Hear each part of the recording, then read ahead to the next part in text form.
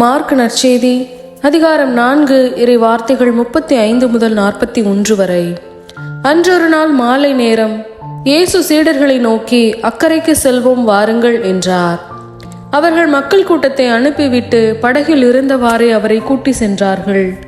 வேறு படகுகளும் அவருடன் சென்றன. அப்பொழுது ஒரு பெரும் புயல் அடித்தது. அலைகள் படகின் மேல் தொடர்ந்து மோத அது தண்ணீரால் நிரம்பிக் கொண்டிருந்தது. அவரோ படகின் பிற்பகுதியில் தலையணை வைத்து தூங்கிக் கொண்டிருந்தார். அவர்கள், போதகரே, சாக போகிறோமே, உமக்கு கவலை இல்லையா என்று சொல்லி அவரை எழுப்பினார்கள். அவர் விழித்தெழுந்து காற்றை கடிந்து கொண்டார். கடலை நோக்கி, இறையாதே, அமைதியாயிரு என்றார். காற்று அடங்கியது, மிகுந்த அமைதி உண்டாயிற்று. பின் அவர் அவர்களை நோக்கி, ஏன் அஞ்சுகிறீர்கள்? உங்களுக்கு இன்னும் நம்பிக்கை இல்லையா என்று கேட்டார். அவர்கள் பேரச்சம் கொண்டு